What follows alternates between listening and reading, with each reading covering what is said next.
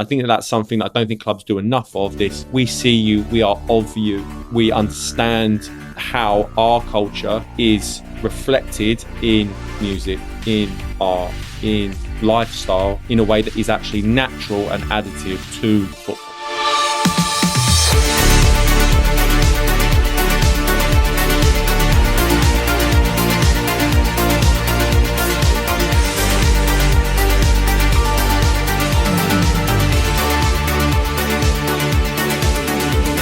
Hello and welcome to Outlines, a podcast about sport, stories and the media. My name's Owen Connolly, hope you're well. It is great to have you listening. So when it comes to sport, as with many other things in 2025, storytelling and culture and community are all coming from and settling in a much wider range of media contexts than ever before. That's kind of a given. It's a big reason why I wanted to do this series. And it's also a reason why I wanted to talk to somebody like Sam Diss. Sam is a writer, consultant and brand strategist who's operated in sport, primarily in football, for more than a decade. He's shaped and supported campaigns and helped brands and teams and charities to find their own stories and set their creative direction, working with the likes of Nike, Umbro, Carling, Arsenal, Chelsea, the producers of the Football Manager video game series, and many more. All the while, he's kept a foot in the world of original storytelling and editorial. He was a big part of the team that brought the football lifestyle magazine Mundial into the world in the 2010s.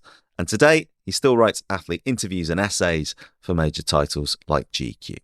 This year, meanwhile, he picked up an SJA British Sports Journalism Award for The English Disease, a podcast he created with Stack about football violence and the currents of anger and alienation that run under parts of fandom and society. We talked about the different elements of his career and the strands that draw them together, how football clubs serve as a forum for stories and self-expression, what brands get right and wrong about fostering culture, and his own inspirations and impulses. Fair warning, Sam's an eloquent guy. He's also not averse to a bit of colourful language, so be aware that there'll be some on the way. Not sure if you can cover your ears during a podcast. But it's an absorbing, insightful, often incisive chat, and it's a good time. If you like what you're hearing on this podcast, then please do help spread the word. Share links, subscribe, rate and review on your favourite platforms. Social media details, as ever, are in the show notes. I'm enjoying doing this, and it would be great to get more people involved in the community and listening to some really interesting conversations like this one. Here is Sam Diss.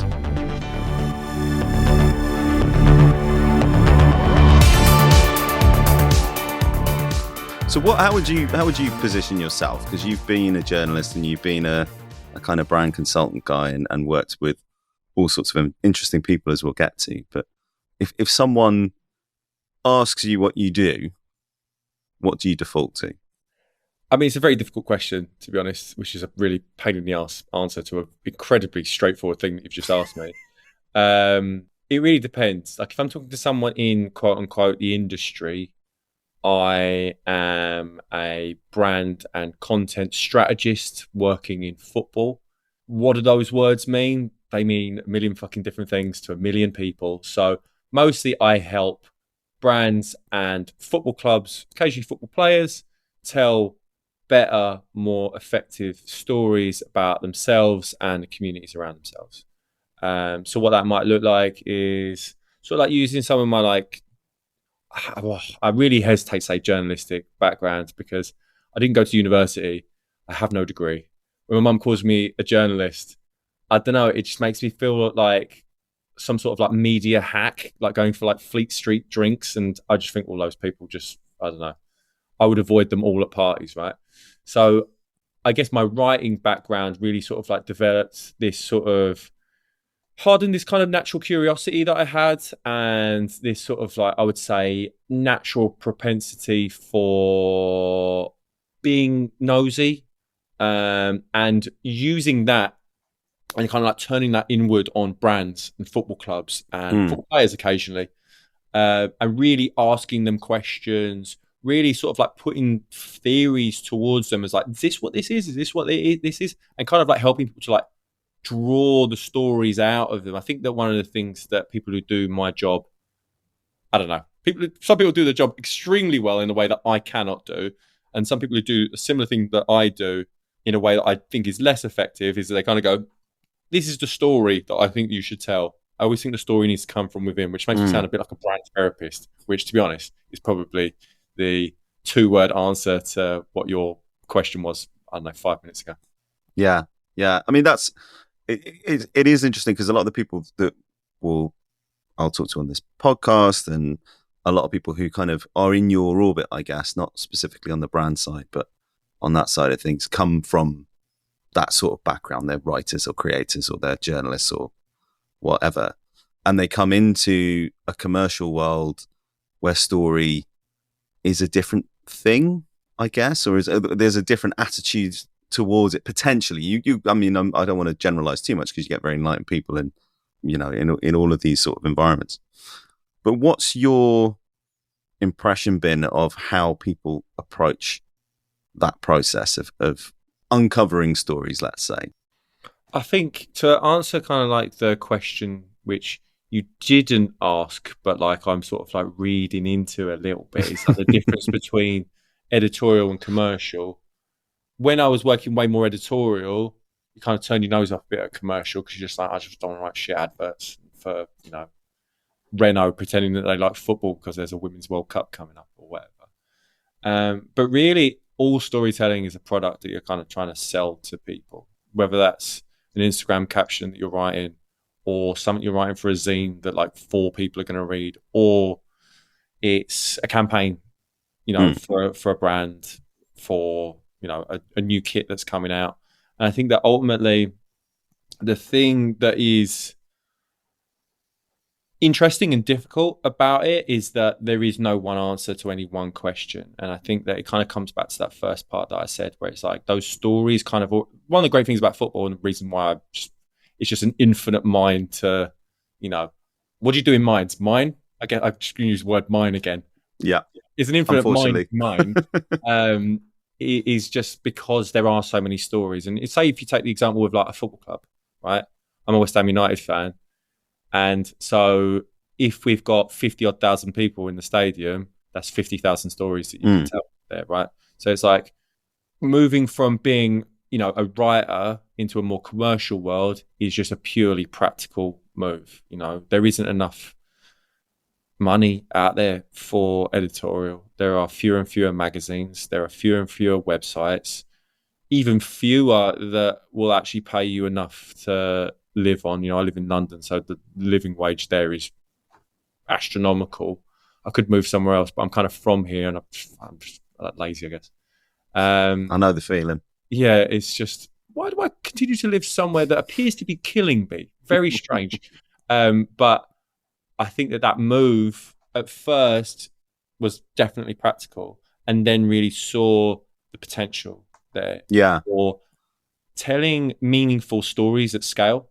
Because even when I was doing stuff at Mundial, which I was very proud of that work, did that for a long time, did 20 issues of the magazine with my fingers essentially just touching every single part of it, which was great for me as a micromanager, less great for me with the old, mental health. But what I really wanted to do was just sort of like make sure that people actually just saw the stuff that we did, because even at its pomp, Mundial was out to a few thousand people. And it was great because it was niche. It was a niche within the world's least niche sport, right? I'm talking as if people know what Mundial is. Mundial was like a football magazine that came out in 2014 and it's still going. But I worked there for 5-6 years from founding through to the pandemic. Sort of like spread my wings, and I was like, I'm 30 now. Maybe I should do something that is that allows me to sleep occasionally. So I just wanted to sort of like move into a space where I could tell stories that people would actually see, right, and earn more money from it, and I guess have a little bit of an emotional remove from the work as well. I think that's also the other thing. As a writer, it becomes incredibly embedded into your sense of self-worth. You get that less when you're doing commercial work because there are these like barriers and chains. There is a chain of approval, right? You're pitching it into a client, that client's pitching it up to their boss, might be their boss on top of that. So if it comes back and it's like, well, it's not kind of what I wanted, quite often you're not the one to blame. Sometimes you are. Sometimes. Writing, especially if you're writing for yourself, you're writing for a magazine that you're also one of the editors of. If it's shit, kind of on you. And so you really start to take that internally. So again, roundabout way of saying people move from writing to commercial for the money, but also I think that there is a real opportunity now to see these commercial enterprises as essentially the only relatively sustainable editorial-ish models around, right? Because they're paying writers a vague living wage, but also they have these audiences that exist and they are at scale. So it's like if you're a football club, even middling football clubs, hundreds of thousands of followers on Instagram, say, you can tell a story that reaches people. Trying to do that as a writer, putting it out on your Twitter, and you get Elon just like slapping it down because she's like, no, how dare you try to show people something you've worked hard on and are proud of. Same goes for Instagram when you try and put a link on there. But when you're working commercially, kind of not your problem because they've already built it out, right? So yeah, it's just that's kind of where I found myself, and I've kind of managed to move further and further away from the writing, and now my storytelling is much more diffuse, and I get to pick and choose when I do my writing. When I did the English Disease, like the podcast, or occasionally I'll profile a footballer for GQ or something like that, rather than it being this is my only outlet. Yeah, and I mean, we'll talk about that more kind of directly editorial stuff, the English Disease and your time at Mundial as we go. But it was definitely one of the things that I wanted to talk to you about, and one of the reasons I was interested and wanted to get in touch was that does feel like a space, particularly around football clubs and certain brands involved in football, where I was an industry journalist for a fair old time, still am, kind of, I guess. And there was a lot of boilerplate stuff, and not only was there not the capacity, I guess, to be more creative and to kind of go beyond capital P, passion, TM, and stuff like that when it came to storytelling about football, but I think there hadn't been the incentive either to look inwards because of the way that media is structured around football, and a lot of that storytelling was outsourced or not thought about at all. But it feels like there's been a real sea change in the last kind of 5 or 6 years, and clubs in particular are quite sensitive to that idea that I don't want to use the word channels, but I'm going to, but they're this is a medium for people to express something about themselves and about their community or whatever it might be. Yeah, I mean, I think some clubs do it incredibly well, and some clubs don't do it at all, right? I think that shift definitely happened post-COVID, because obviously COVID's still going around, post-pandemic, and it really felt like it was felt incredibly keenly that the product that football, specifically the Premier League, I guess, had been sort of like pushing on everyone, which is this is the best sport in the world, was not necessarily the thing that made it interesting. Because when you were watching games and there were no fans in the stadium, you'd watch it, but you found it very hard to really connect to it on an emotional level. And it became second screen viewing for a lot of people who never really saw football like that before. And you get sort of like, the relatively empty sentiments of football is nothing without fans, which you've had for a long time. But I think that really made it explicit, right? And the ones who were smart, I'd probably put Arsenal at sort of like the forefront of that, really saw that to move and to grow and to connect with more people, they needed to start thinking less about coverage and more about culture. And so their social channels became, obviously you have like the constant drumbeat of like goals and highlights and clips and all that sort of like the standard bump that you would expect from a football club. But also what they would do is they would build culture and they'd build community, and they would use storytelling to actually sort of like create these foundations of connection for people, whether you are from North London or you're from Sierra Leone or Seattle or wherever.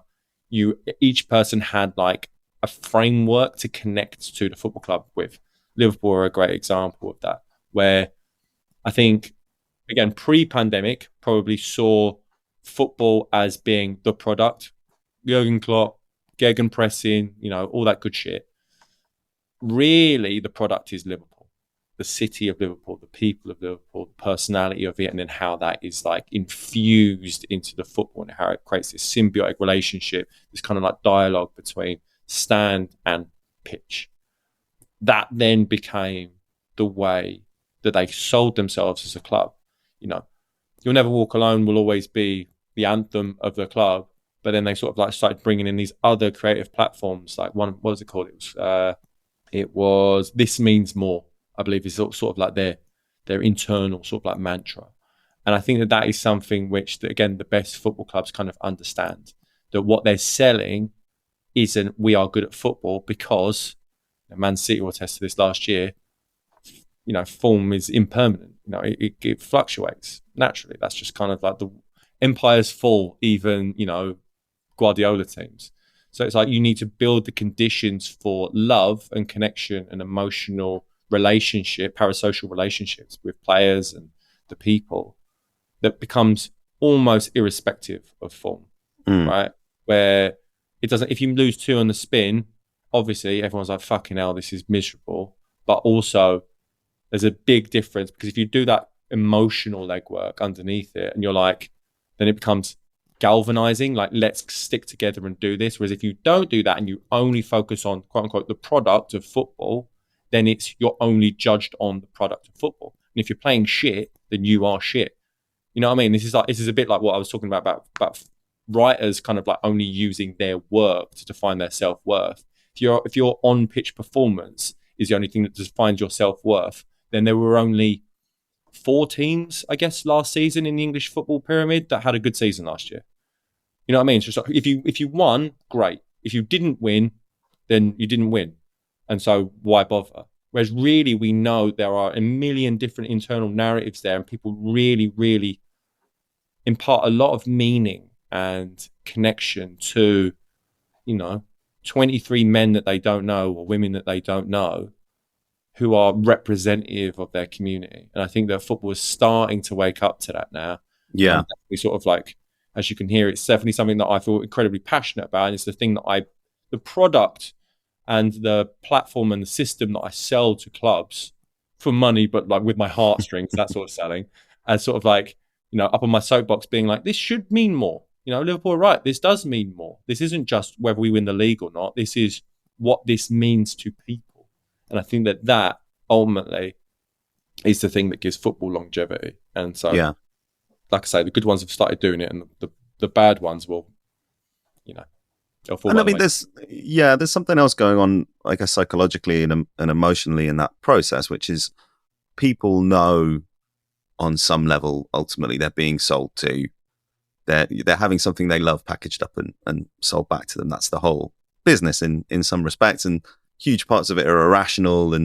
But if you're actually interested in the culture and the things that people are interested in, and understand why something is important to them, then at least you don't have a kind of alienation around that. You don't have, to use the Arsenal example, I mean, I know people cringe at the North London Forever thing, and I do a bit as well, if I'm honest. But people enjoy that in part because it's at least somewhat come through the community. Yeah. And 15 years ago, or slightly more, when they moved into the Emirates Stadium, they knew they wanted to have an anthem. They didn't want to go back to kind of good old Arsenal or something like that. So they tried The Wonder of You by Elvis Presley. And people sort of got on board with it, but then the club got way too into the idea, and people shrank back from it and said, no, this is all part of this, glossy commercial version of the experience that we used to have at our old ground. And they hated it, basically. And though they came to hate it because it was inauthentic, for want of a better expression. No, I think you're completely right. And I think that's an example. I mean, I don't know that example firsthand because I didn't go to the games during that point. But like, I think that it's a great example of a club having this kind of like one-way broadcast of what they think that culture is. So rather than being reflective of culture, it's kind of going, sending it from like on high, being like, this is the culture that represents you, rather than being like, again, having this dialogue. What are the things that are actually sort of like relevant to this community that we are, supposedly, but still do represent, Arsenal, obviously a bit of an edge case because they moved from South London to North London. But most clubs, I'd say 99.9% of them, the place is still in the name. And I think Hmm. that is important. And I think that is one of those things that we kind of overlook, but they are representative of a community. Wolves are representative of Wolverhampton. West Ham, whatever East London may be now, is still representative of an idea of East London. So it's like, that is like oh God, I didn't sound like the biggest cunt in the world then. I almost said the word milieu. This is like the atmosphere that you are like selling, right? Like this is like the thing that you're selling, but it needs to be reflective of something that is real. Yeah. What you can't do, which, if I'm going to be extremely picky, I think that Chelsea are probably guilty of this a little bit, is that rather than kind of like being reflective of the culture of Chelsea and what Chelsea has always kind of represented, which is a little bit difficult for them to kind of handle, has a long history of right-wing politics, has a long history of cultural diversity, but also sort of like a lot of difficult elements of that as well. You look at sort of like their fan groups, shall we say, and some of the flags that they raise, not really in keeping with the way that the club sells itself. So when you've got a situation like that, where you've got this tension between these two things, you kind of need to reckon with it, right? You can't just pretend it never happened, because it's not reflective of real life. What you get is sort of like a karaoke version of culture, where it looks like you're kind of like taking all of the markers of cool. Usually what they mean there is sort of like this like urban, football playing teenager kind of cool, and then saying this is what the club is. If you look out into that stadium, that's not what the club looks like. That's not what the club feels like. It's not what the area feels like. So it's like, how do you feel something that feels like this like natural evolution from that? I'm not saying that Chelsea needs to put a load of like, middle-aged white skinheads in their promotional material, but what they need to do is not pretend that they are something that they aren't. Don't like I said, it's got an incredibly diverse fan base, but put real fans in stuff. Show those fans. Then it becomes something that doesn't like. Because if you just put a load of like handsome 22-year-old models in a football shirt, is that reflective of what football really feels like when you go to Stamford Bridge? No. So how do you do that? You reintegrate the fans, and I think that that's one of those things that, again, I always sort of like say to football clubs, like the best way to create that connection is to actually, bring people in. I think football clubs are very keen on pushing people out and being like, we know best. We kind of don't want you to see how the sausage is made, and everything's a bit arm's length. I know. I think there needs to be so much more transparency, and I think that it's kind of like operated under this sort of like this fog of mystique for such a long time. I find it a bit fucking boring and a bit cringe, to be honest, where it's just like, you're just a football club. Don't take yourself that seriously. I understand that these football clubs are worth billions of pounds, but wind your neck in a little bit. Ultimately you are an institution that is at the behest of a community of fans. Stop pretending that you're not. Stop pretending that you're above it, and be more reflective of the people that are actually in the stands. Yeah, and you see ways in which it pays off commercially, bottom line for these clubs, like whether it's the kind of merchandising lines, the huge kind of mushrooming boom of kits, football kits, and how they're received now. You don't hear the conversation so much about, there's a new one every year, because there's 3 new ones every year, and people are like, well, which one will I wear? And like, which one of someone else's team will I wear? But there's also, the way that brands get integrated as well, because you have clubs thinking about, well, what's the ritual of my supporter base, rather than and obviously there's always, there's crypto and betting and all this kind of other stuff floating around, because football clubs always, not averse to getting more cash in the door and more cash out the door, as we've just seen over the last few weeks. But that understanding of what the story is and what the culture is does create those avenues as well to be a bit more meaningful in some of that commercial stuff you do. Totally. And I think that, ultimately, these decisions get made top down, right? So it's like people at the very top of the club, usually relatively old, rich, white men who are incredibly divorced from football culture.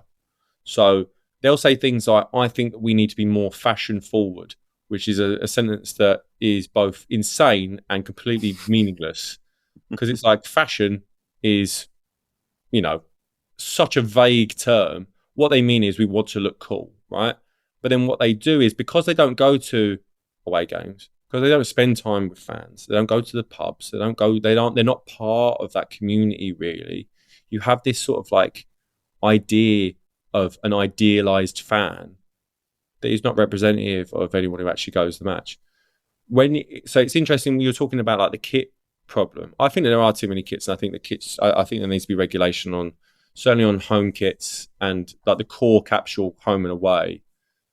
It should be at least 2 seasons, probably 3, just because of the sustainability issues there. But if you look at it, and I'm going to put my sort of like brand head back on, or the commercial head back on, sort of like the return on investment on that. If you look at Arsenal, who get digs for being like Club Shop FC because they'll release a new kit every 6 weeks. What they've actually done is relatively smart. You know, I wish it didn't involve so much polyester, but it is what it is. But you know, they've seen each one of these kits as a way to talk to a different audience. Right? Yeah.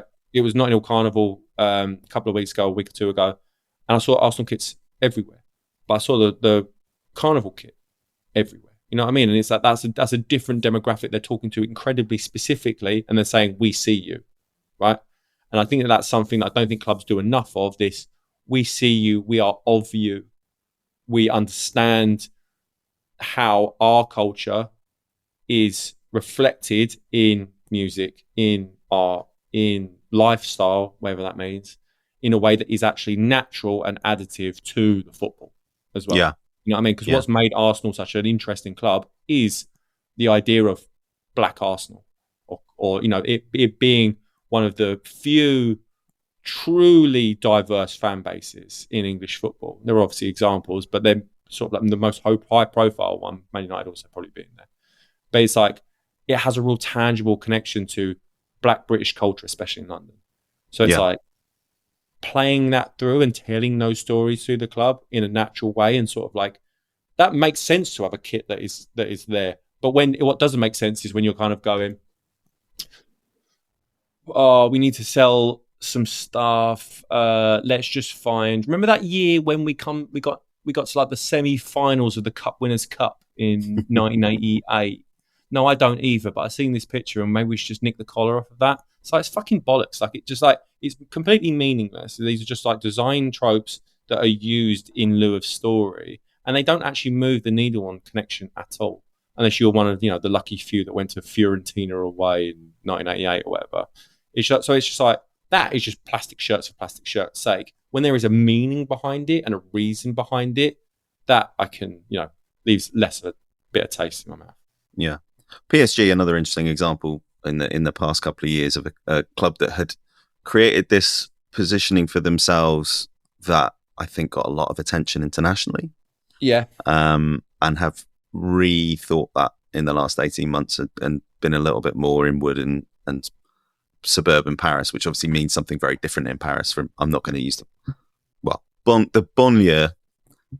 See, I can say God bless you trying to pronounce that. I was thinking, you going to go for this word? I have no idea how to pronounce that word. Yes, it's banlieue. I actually speak a bit of French. Flash. But that Parisian fan base is different from the fashion and the the international image of Paris. But they're steadily trying to bring those two things together. But they have actually done the work through the brand side and through some of their partnerships to reach back out, and that has connected with what they've done on the pitch as well. Yeah, I think the on-pitch stuff I think is the important part, right? Because it's just like they had the Jordan collab, which was a step change moment for football culture, certainly on sort of like a brand and commercial perspective. I'd never seen like a collaboration on that sort of level before. But what they had was a collection of individuals essentially designed for marketing purposes. Your Mbappe's and your Neymar's and your Messi's being there and stuff like that, rather than a team.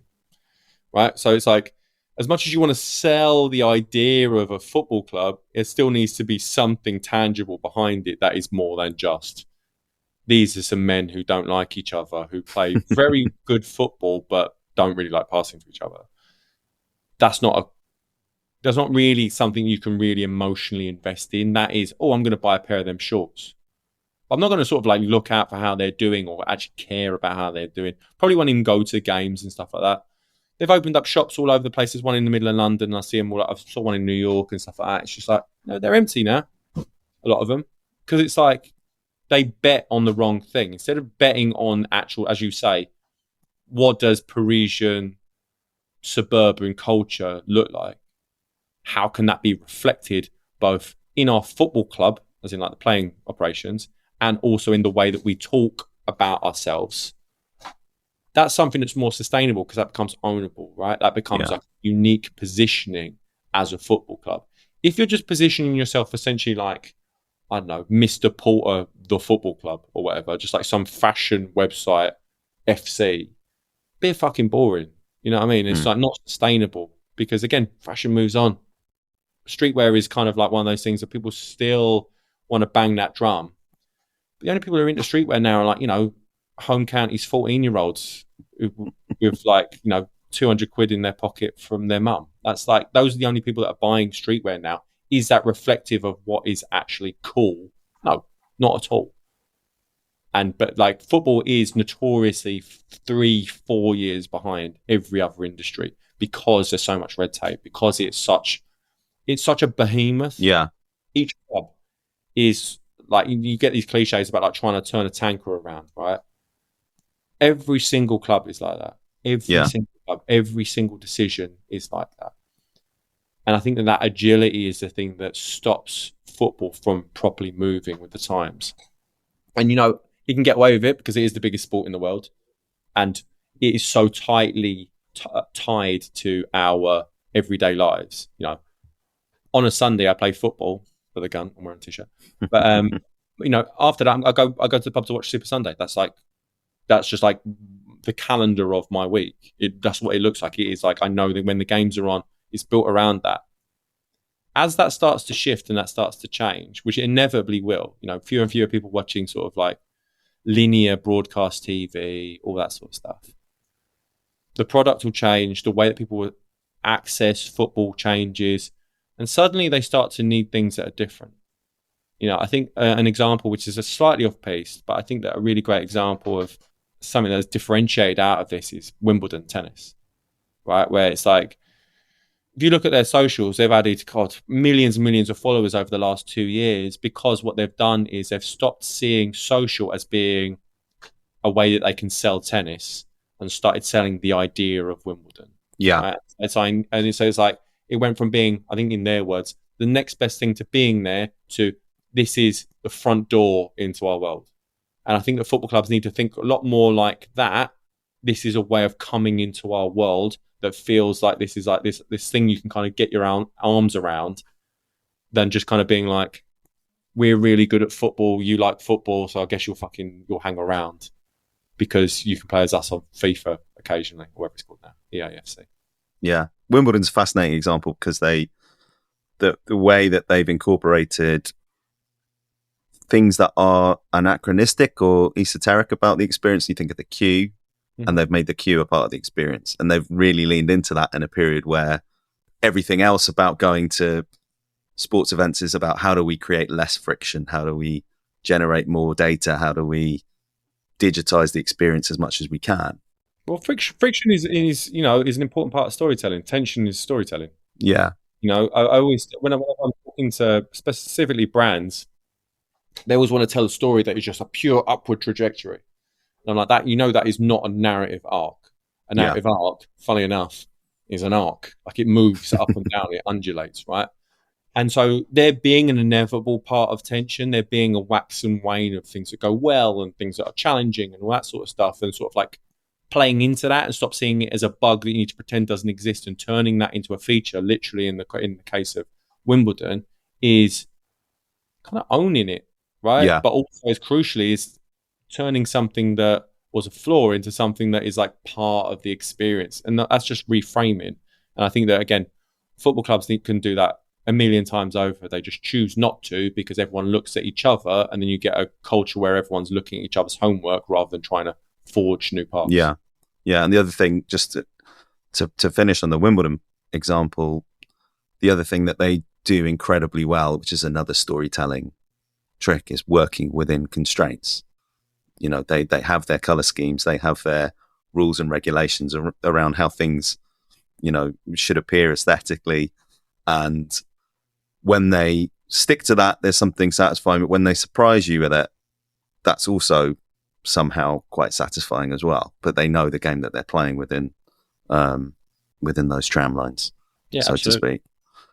How do you find your way into a story on the brand side? I'm keen to get onto, because we've been talking about this for a fair bit, but I'm keen to get onto the editorial stuff and as we go. But what's your route in? What's your process? I like talking to people. I talk to fans, or I talk to what is known as internal stakeholders. People within the company, people within the brand, people within the football club, because quite often those people are football fans, right? Fans of that club specifically, so they can speak on this duality of experience of someone who is seeing as how the sausage is made, and also a fan of sausages. There's this interesting double consciousness that they can operate with there. And I think that by speaking to people, I think the answers start to reveal themselves, because I think very rarely are the answers way out of left field. There's usually the nucleus of the answer in whatever the tensions are currently, or the challenges, and those opportunities start to sort of like reveal themselves. So when it's like a specific story to find, those stories are out there, right? But it's sort of like teasing them out, and you create these, they're called heuristics, where it's like it's like the teach a man to fish thing, right?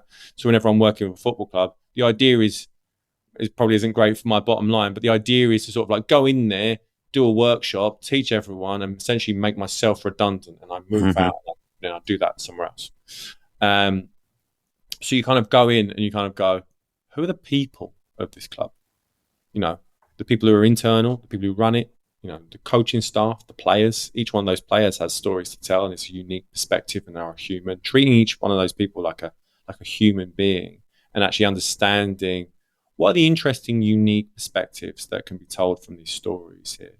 And then when they're slightly bigger or more established, obviously they've got fans and generations of fans, and those stories just start to like come out quite naturally. I think that sometimes we can sort of like put these frameworks, constraints on things, try a little bit too hard, whereas really, by speaking to people and actually sort of like listening to people, you learn so much more. I think that's one of those things that in general we could all do a little bit better at, rather than just in the kind of weird world of my made up job. I think we all do too much talking and not enough listening, which is ironic because considering how much I fucking talk. But like, I think by speaking to people, they've usually got the answers. And when it comes to storytelling, I mean, you've only got to go to any pub in the country and you'll hear a million different stories, right? So it's like, we're out there. It's just this culture shift where you kind of want to show people to stop being like this, like I said earlier, this one-way direction of like, this is us telling you what culture is, and then kind of just turning the mirror and being like, what does this culture actually look like to you? Why is this meaningful to you? Yeah. Has your perspective on that changed? You said you bring in your writing background, but has it changed since you've gone into this hybrid role? Do you think differently about stories and where they appear and how they come up and what function they maybe serve? Oh yeah, 100%. Like when I started at Mundial, I was relatively early in my writing career as well. One of the things I think that made it good but also challenging is that we were all pretty green, right? So sometimes we didn't know what we didn't know, so we just sort of like forged new paths because we didn't have those lessons to unlearn. But also it meant that when I was coming up with stories, I felt like I had to reinvent the wheel every time. Whereas now I understand, this is not me going all, what's that book? Hero with 1,000 Faces, Joseph Campbell, where it's like, there's only so many Hero's Journey, yeah. Hero's Journey kind of vibe, where it's like, there's only so many stories out there. So in trying to I would bend over backwards to like try and find this story that had never been told before and all that. But really it's just sort of like, it's telling a satisfying story in a way that is unique to your voice and your perspective as a writer or as a creator. And then also has something that is illuminating for whoever you're speaking to. And whether that's speaking to them directly, like in an interview, and sort of like bringing that out of them in a way that they maybe didn't see something before or they hadn't told people before. Or it's reframing something for an audience where it's like, oh, I hadn't thought about it like that before.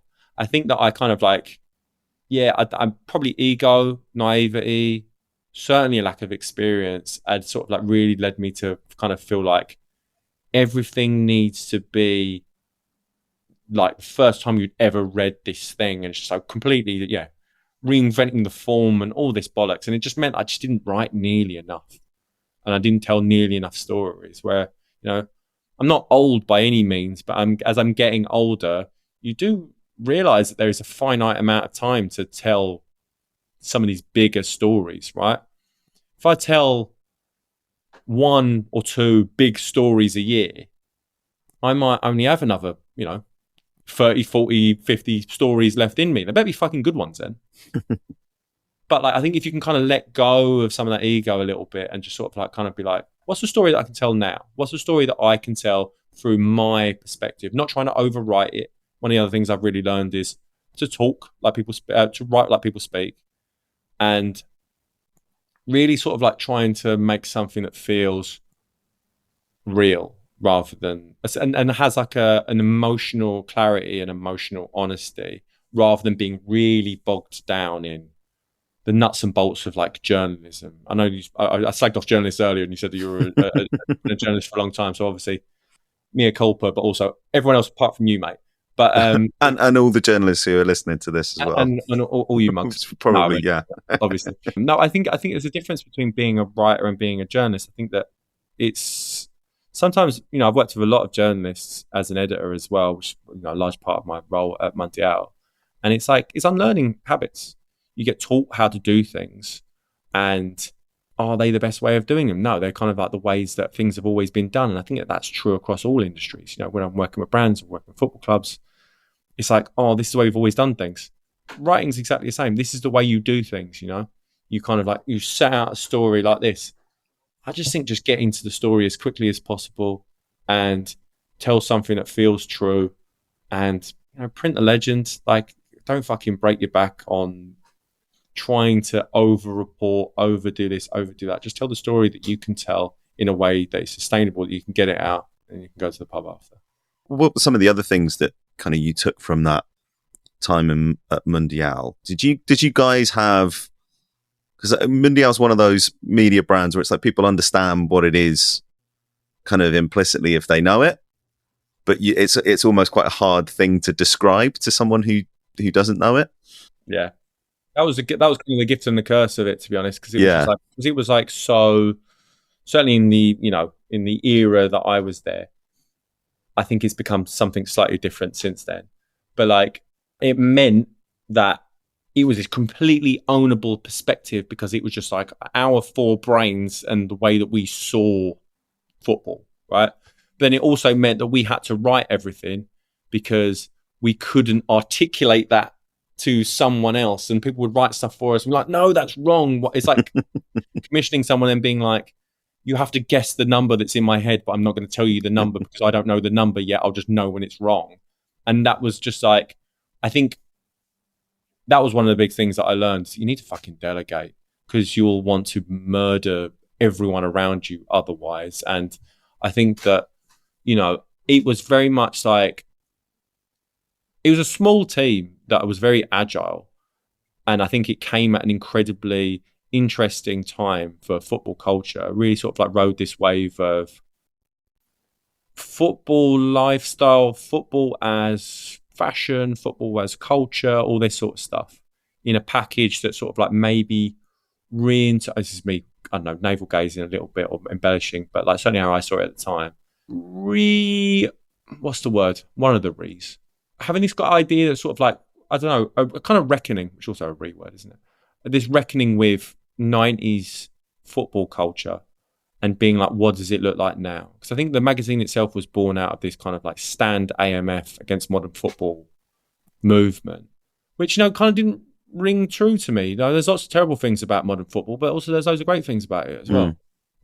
So it was like, right, well, how can we use nostalgia, not as the topic, but as kind of a lens, and then sort of like being like, what was it about football in the, the good old days that made us fall in love with it and we want this sort of like return to? And then where is that currently? And go and find that, You know what I mean? Mm. I don't think we've always done that, to be honest. I think that quite often just sort of like the practicalities of having to get a magazine out the door, having to do, you know, X amount of stories and things like that mean that you just end up frankly just writing stuff occasionally because you're like, fuck, I've got 25 pages to fill it. So I don't think we always sort of like hit that goal, but using that as kind of a North Star was incredibly important. I think that was one of the things that I really learned, is that like it's really imperative to kind of have this, I hesitate to say like mission statement or anything like that, but there needs to be some sort of like core thesis for like why you're doing anything, really. Yeah. And it could be as diffuse as you like and spin out in a million different ways, but ultimately you need to kind of be able to go away and be like, did this do the thing that I wanted it to do? And if you don't know what that is, you're completely rudderless. And look, I'm no, you know, sailor. I feel like rudders are important, right?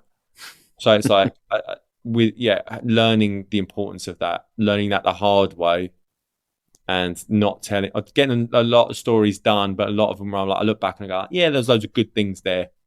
Could have done that so much differently, so much better, but that's also just life, I guess. Yeah, the irony that what you needed was brand strategist to come in and tease out what it was that you guys were trying to do at that stage. I needed me from the future, when I was 26, and to just be like, maybe go to bed a bit earlier. Don't go to the pub every day.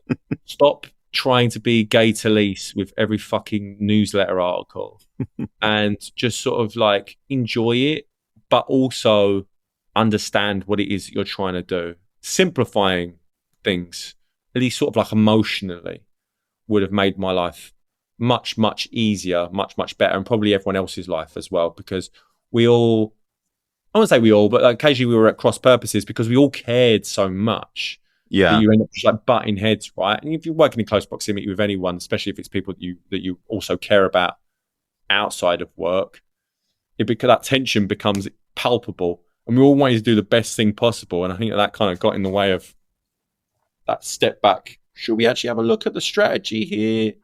Is there one? That definitely went by the wayside in lieu of, yeah, let's get a mag out the door. Yeah. I mean, Mundial, you know, is still going, and as you say, and you know, has a strategy and identity still. You still are working in more straight up editorial stuff as well, and we'll get onto the English disease, which I probably haven't dedicated anywhere near enough time to. But do you also are doing kind of athlete profiles? That's another kind of stock in trade for you, in your journalism work or in your writing work, your public facing writing work, shall we say? Yeah. What's what is it that you're trying to do with that? Do you have an approach that you take to those interviews, or an approach that you take to kind of telling athlete stories in a different way, or, you know, because they are often in a different setting, particularly if they're in a magazine like GQ, or is it just kind of approaching each one as I'm talking to a person here and let's see what they have to say? It's that, right? Because I think that it's very. So I interviewed Virgil van Dijk, who was 1 week away from winning the Premier League. He'd signed his new contract on the morning that I spoke to him, but it hadn't been announced yet. So he was all a bit wink, wink, nudge, nudge. And it's very easy to approach people like that as, I use this sort of like term, actually with full sincerity because he is, but like kind of like this like kind of iconic figure. Mm-hmm. You can't relate to this person on a human level because of who they are. He's essentially a statue of a man, right? In scale and in terms of sort of like impact. And ultimately I realized quite early on in doing these things that's like we can't really relate to any of them on a football level. And to try and do so is like a science teacher trying to speak to a nuclear physicist. I have an understanding, right? I play football, have done for a long time, written about it, all that.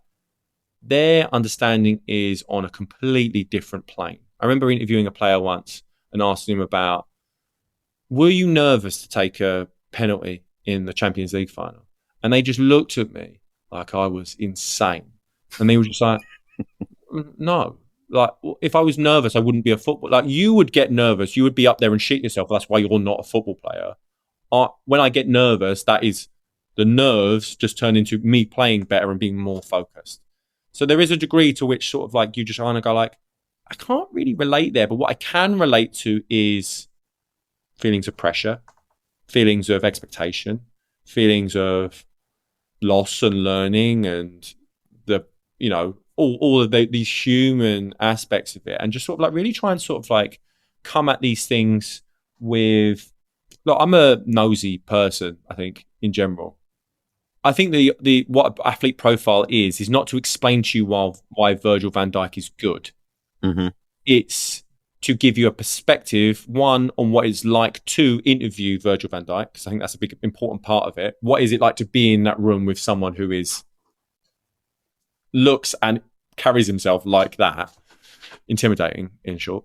But also sort of like, how do they see themselves refracted through the lens of that I put on them, right? So it's like with Virgil, there was quite a few where I'm like, I'll say something to him and he just kind of smile at me and be like, I see what you're trying to do here, but I don't see myself like that. And there's this urge to kind of like project onto these, what we consider to be empty vessels. They're just lads who are extremely good at football and are quite protective because they are, you know, millionaires who, because of decades worth of media intrusion, have become an incredibly paranoid race of human beings on this earth, completely understandably. So it's like, how do you draw that little bit of humanity out of them? And it's like, that's the thing that you focus on. Also, there's the practicalities of, you can't tell someone's life story in an hour or an hour and a half. So you can only tell what it's like to be in the room with that person at that time in their life. And what was it like for me to also be there with them in that small window of time? I love writing profiles. It's something where if I could do it and it would get my bills paid and not have me out on the street, I would do it. That'd be all I do, right? Not just football, but I just love speaking to people who are incredibly talented and seeing how they see the world. There is a lot of bad profile writing that are essentially just quotes interspersed with a digest of a Wikipedia page. And that is like the real nadir of what profiles should be. Profiles are a snapshot in time. And through that kind of concept, I find them the most exciting kind of writing. There's loads of rigmarole with like, you know, you're never really in charge of time. They'll kind of turn up whenever they want. The manager will be like, you've got an hour and a half. And then halfway through, they'll be like, you've got 5 minutes left. All these sort of constraints that are happening. But those are the exciting bits, you know, you kind of like, those constraints, those things that make it difficult, you have to stop it, like I was talking about earlier. It's no longer a bug and it's a feature. I kind of like have this like ticking timer in my head. It's like intensive speed dating. I need to work out whether I love this person or I love the idea of this person in an hour, and then try to articulate that to a magazine with a publication of 100,000. Yeah. Speaking of constraints, we're running out of our own time here. So, and I really do want to talk to you about the English Disease Sports Journalism Award winner this year, but released around this time last year. Yeah, October, I believe it was. I mean, it's a complete blur, but about a year ago.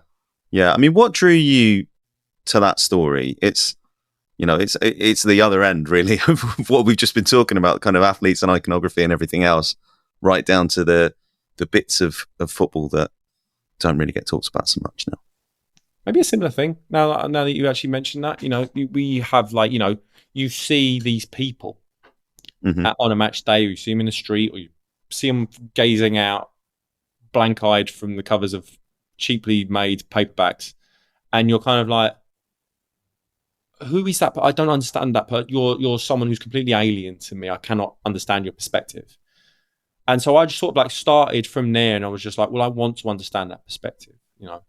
It's a story about class ultimately, and how that intersects with football, and how football, not really the game of it, but the culture around it becomes this sort of like framework through which specifically men in this story, specifically, lower middle and working class men, could tell the stories of their lives physically, and I just found that to be a story which I'd always been fascinated with, but was unsatisfied with the answers that I'd been given, right? Yeah. They usually had some sort of like framework, which was like very moralistic. Like, obviously, punching someone in the face is not ideal. Don't go and do that. I'm not saying you should go and do that, but there was a lot of focus on the what and not enough on the why for me. You know, these people in the 50s were seen as like Marxist freedom fighters. That's true. And then sometime in the 60s or 70s, they turned into folk devils. And there was moral panics around teenagers with long hair in bell-bottom jeans beating the shit out of each other on terraces. And that being the worst thing that is happening in this country as a way of completely misdirecting people away from the actual structural issues that were happening throughout the country and the actual why these people were feeling disaffected, alienated, and desperate for connection with each other and attention from the world at large, which was very happy to just sweep them under the rug. You can probably see a lot, and the reason why I made it, and the reason why I'm midway through it, I mean, there's no spoilers, but it turns into a very contemporary story. Midway through making it, the stuff in Southport happened. And that as a kind of nucleus for the kind of thing that we're seeing now, this incredible sense of like street level alienation and frustration that is happening, misdirected at quote unquote mass immigration and all that sort of stuff, is like a similar structural issue that is blamed on something else. And so this anger is completely, again, misdirected. It used to be at each other. Now it is at people that have come here for safety and for security. That is an infinitely more sad story, much more depressing in terms of the social fabric. But what's interesting now is that you've got, it's not me talking too much about what's happening in the news. I think it's interesting because it's all this sort of stuff that kind of like built into the story and the why of it, right?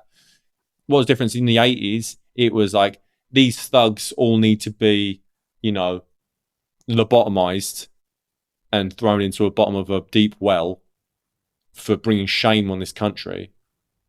Now you've got a media that is like, look at our brave boys standing up for British values in our streets. It's the same sort of like, you know, street level disorder that is happening, but one is state sanctioned and the other one is state reviled. And I think that's the sort of like that tension that's there and the systemic tension that's there.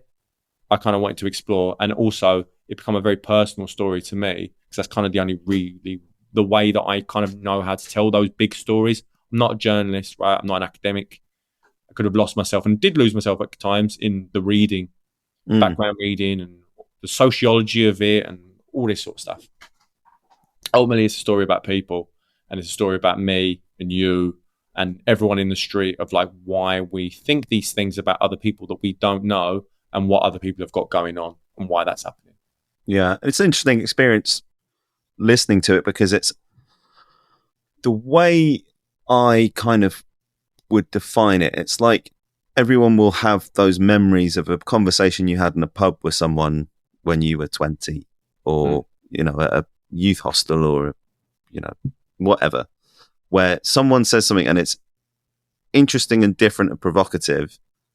And for a little while, you're kind of drawn into it. And then you almost recontextualize what you thought about it going in. And you're like, actually, no, this is horrible what this person's saying. But I understand a little bit more about the steps that kind of take you to that, totally. To that point. It's about emotional truth rather than sort of like the empirical objective truth. Right, it's just an incredibly subjective way of seeing the world and seeing their version of truth, which we are now, you know, obviously seeing play out on a mass scale and all of the insanity that happens. Yeah. What made you do that as a long form podcast? What made you think that was the way to approach that story? Good question. I think one of the things that I mentioned earlier was just like there's nowhere to write for anymore, really. You know, it wasn't something I did for money. You know, I didn't make any money out of it, really. Made enough to wash its face and not make it a complete waste of time, or like my girlfriend being like, why are you doing this? We need to put food on the table.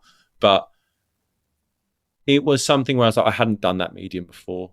I felt like it's a very intimate medium, and I wanted to kind of bring something that felt difficult to hear into the intimacy of a medium like that, where it's kind of inescapable, right? Podcasts are one of those things that you usually listen to while doing something else, shopping, cooking, housework, whatever.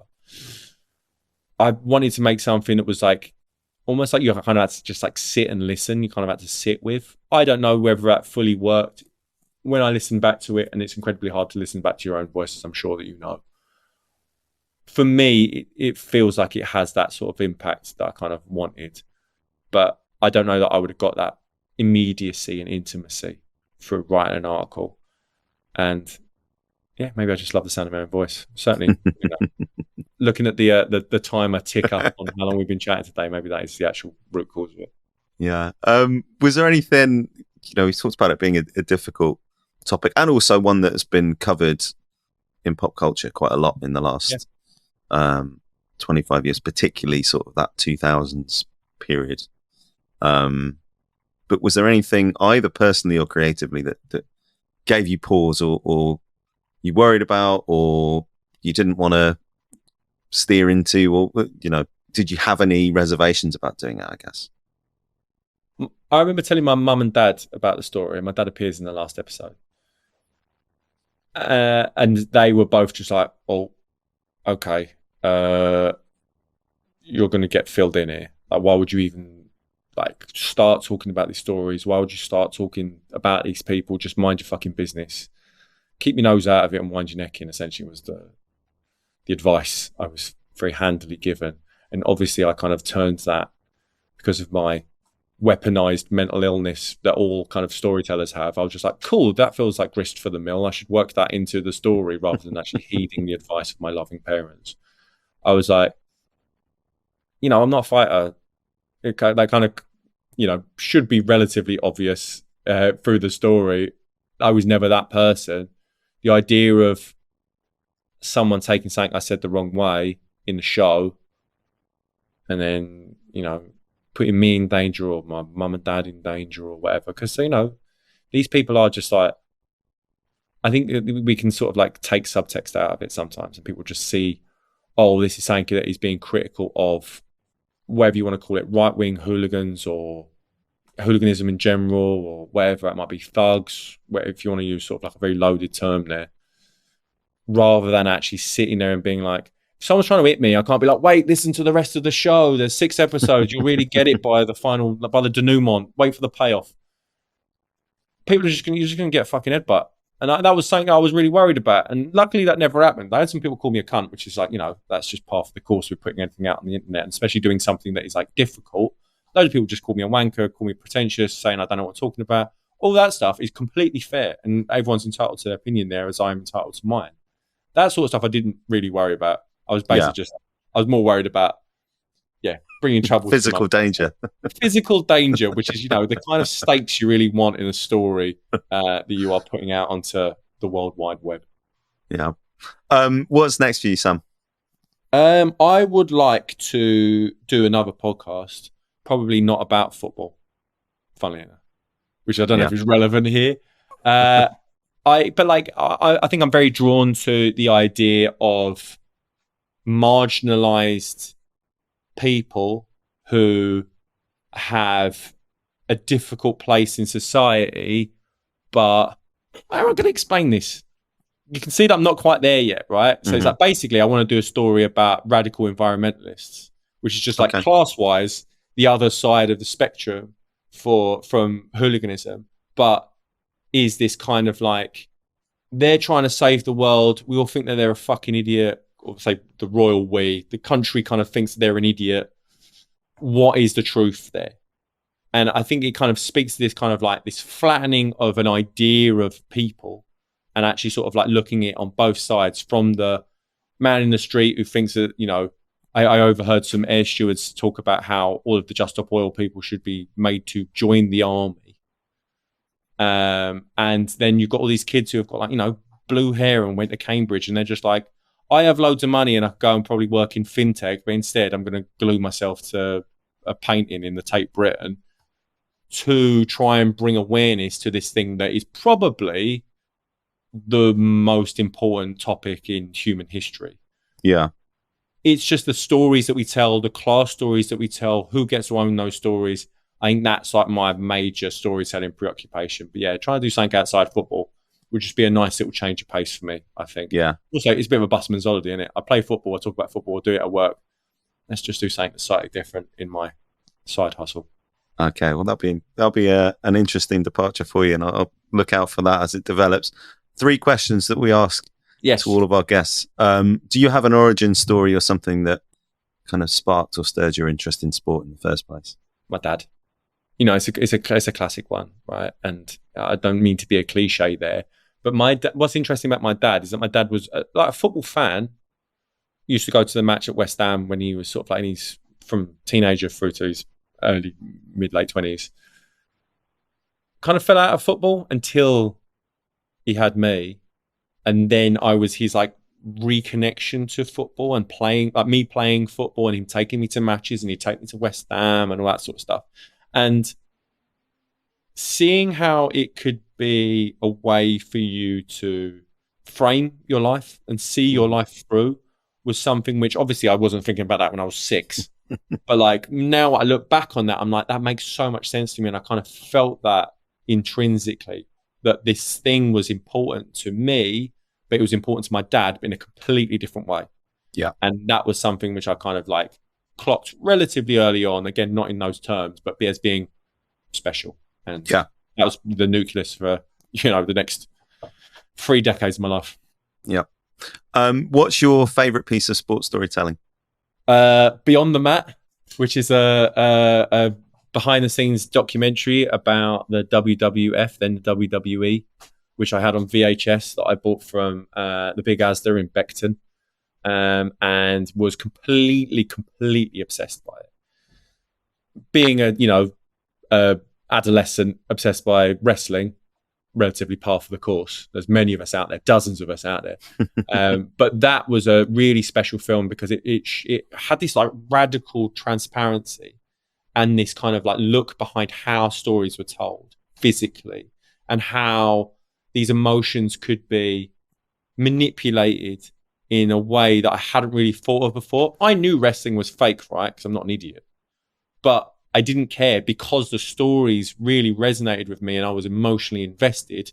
So seeing that there were people's jobs out there to actually come up with ways of making you emotionally invested, I was fucking hooked. It was great. And it's probably out on YouTube now. I don't know if you can find it elsewhere in more legal means, but I'd recommend anyone who has a vague interest in sports storytelling of any stripe to hunt that down because it's just, I watched it again quite recently and it fucking slaps. Yeah, very keen to do something on wrestling at some point. Kayfabe, I just find such a fascinating concept, especially now. I think the ways it's kind of got its hooks into almost everything. There was an interesting article about how everything is wrestling now. Yeah. And, football is wrestling, all of it's wrestling. To politics is massively wrestling. You've got Donald Trump, who for a long time was essentially just a character in the WWE, right? So it's like the way that has an actual influence on public discourse and the sort of like the heel versus face kind of like narratives that inevitably arise through sort of like public storytelling is endlessly applicable. And yeah, I find it still, as a 34-year-old man, embarrassingly interesting. We've got your XR Just Up Oil concept out of you, but what's a sports story that you'd like to tell or see somebody else tell? Now that is a question. I was thinking about that all this morning, and it's a really hard one, because I feel like so many sports stories have been told, and I think that something that I would like more people to do, this is maybe a little bit of a cop-out, is tell their completely subjective viewpoint on sports stories. I think that we've kind of like, you kind of alluded to it there, this kind of like era of misinformation, what is true, what isn't true, all that bollocks. I think that a lot of the objective stories have been told. I kind of know them. I am always fascinated by how things play out in a completely subjective way. So it's like, I don't really want to watch another story about Liverpool winning at Istanbul. Mm-hmm. But seeing that through the eyes of the people that were there and hearing a really on the ground story of that in a completely unvarnished way is something that I would love to see. You know what I mean? So it's like, I think that all of us can kind of be like, stop trying to tell the perfect version of the story and really focus on the imperfect version of the story, because that's ultimately the only thing that is ownable, but also kind of the only thing that matters, because we each of us see the world completely differently. So if you're going to try and tell a story, tell your version. That's my cop-out answer, but hopefully relatively relevant. Relatively relevant, and also very handily for me, a lovely note to finish on. Sam, it's been a pleasure. Pleasure's all mine, mate. Thank you very much.